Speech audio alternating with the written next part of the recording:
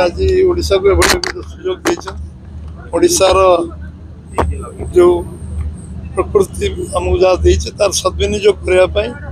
अपार संभावना जो अच्छे टूरिज्म और अन्य शिल्प क्षेत्र में गोटे व्यापक इन्वेस्टमेंट हम और सारा विश्व ओडिशा विश्व मानचित्र ओडिशा स्थान पाई ये गोटे सौभाग्य विषय निश्चित भाव में प्रधानमंत्री उद्घाटन करने आम बहुत बहुत धन्यवाद दूँ अभिनंदन जनाऊँ निश्चित भाव में ये कार्यक्रम ओडिशा गोटे माइलस्टोन हो जो समृद्ध ओडिशा एक नंबर राज्य ओडिशा हम यहाँ गोटे बहुत बड़ बड़ पहाच हम गोटे स्टेप निश्चित भाव प्रथम थर सुजोग मिली मस भर 3टा बड़ बड़ कार्यक्रम यहाँ बहुत बड़ कार्यक्रम